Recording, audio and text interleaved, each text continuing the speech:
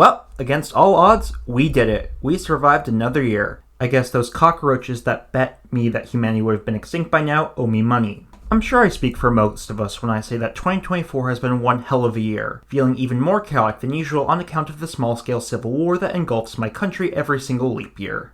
According to the Chinese zodiac, 2024 is supposed to be the year of the dragon, which according to traditional beliefs signifies power, strength, and good fortune. Personally, I haven't felt any of those three, but I certainly have felt like I'm being set on fire by a dragon, so I'd say that it's pretty spot on.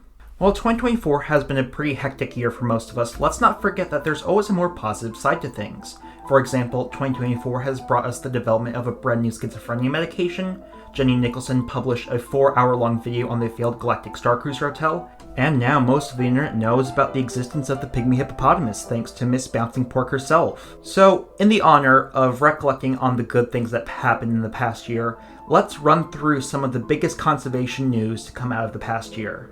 Let's start off with this year's biggest news. The Apache trout is no longer on the endangered species list. Yippee!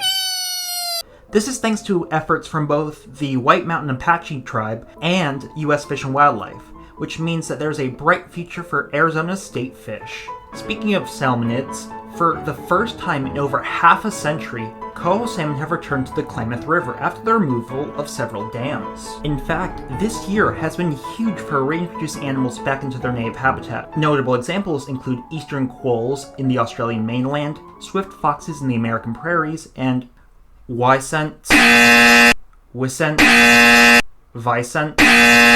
European bison in Portugal. We are also seeing increasing populations of threatened species, such as the Chinese pangolin and the gray whale.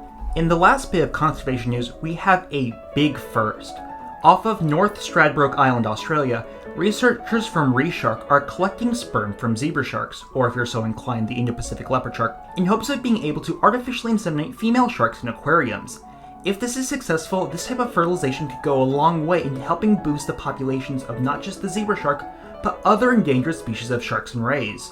Oh, how could I forget? We also captured the first footage of a juvenile great white shark earlier this year. I feel like in 2024 we finally listened to Tracy Jordan's advice from 30 Rock. Live every week like a Shark Week. 2024 also had some really interesting new species discovered. We found Sicilians in Ecuador, a horseshoe bat in Kenya, a fistful of rats from various Indonesian islands, and a pacu that ominously looks like the Eye of Sauron. I see. Quick sidebar, I want to quickly talk about something that kind of bugs me. Most of the news articles I found covering the discovery of Mylius sauron call it a plant-eating relative of the piranha, and while yes, that is an accurate description, the truth is that most cerassalamids have a very diverse diet, and most species primarily subsist off of plants and nuts. Suffice it to say that piranhas being carnivorous is more of the exception than the rule. Anywho, we also found 2 crawfish in Papua New Guinea, a Sri Lankan firefly, a bunch of plants from all over the place, but since this is a botanical point, we're not going to focus on them. Peru had a bunch of new species this year, particularly in Alto Mayo, including a partially aquatic mouse, a mostly terrestrial mouse, an arboreal salamander, a tetra, a robber frog, a catfish that proves that whatever higher powers out there has some sort of perverse sense of humor, 10 butterflies, a swamp eel, a dung beetle, and a pygmy squirrel that is so unique that it doesn't just belong to a new species, but an entirely new genus. We also found a few new species of candiru, a type of catfish that is infamous for, and to prove I'm not making this up, I'm going to quote the Wikipedia page verbatim, an alleged tendency to invade and parasitize the human urethra and other bodily openings. Hey, do you know the part of the urethra where the piss comes out is called the urinary meatus? I sure as hell wish I could unknow that. There have only been a few instances of this happening, and thus it's up for debate as to whether or not this is a genus-wide behavior, or if there are some just really freaky fish. Fun fact, candiru are one of 2 groups of completely sangivorous jawed vertebrates. Can you guess what the other one is?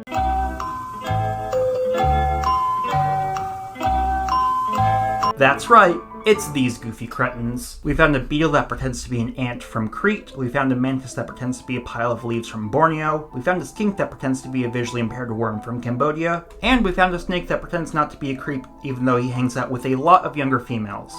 That's my very poor attempt at making a joke since the species is named after Leonardo DiCaprio, and considering that I live under a rock, all I know is that he was in Titanic and he likes him young.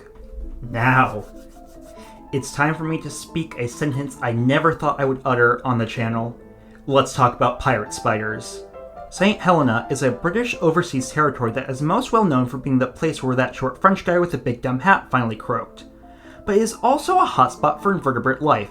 Case in point, the 2 new species of pirate spider discovered this year. Now, you may be asking yourself, why are they called pirate spiders? To which I say, these little badasses will kill other spiders and use the webs of the spiders that they just killed to catch food for themselves. What a bunch of lazy psychopaths. I love them dearly. Finally, to end off this segment, let's talk about the funniest new species discovered this year. This is a moth, which is native to the rainforests of Guyana, but it was first described in Wales. How is this possible? I'm no geographer, but South America and Europe aren't exactly a train and a bus away from each other. This happened because a photographer named Ashley Caddett was in Guyana, and while there, she was told by the indigenous people to offer tobacco to the forest spirits in order to see something beautiful.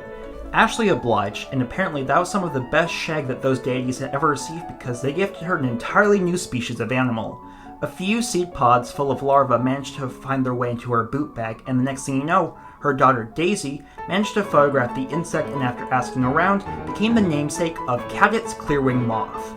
I can't imagine what it's like to discover a new species, let alone discover it 7,000 kilometers from where it's supposed to be, in your own house. I hope you all enjoyed this video. After all the work I put into it, I certainly did. I'm not joking, I can hardly read English. How well do you think I can understand Russian? Going into the next year, just remember, there's always going to be a light at the end of the tunnel. Things can and will get better, and when we work together, we can accomplish great things. This has been Zoological Point, and have a happy new year, unless you live in Afghanistan, Ethiopia, Iran, or Nepal, in which case, have a happy new year whenever your non-Gregorian calendars reset.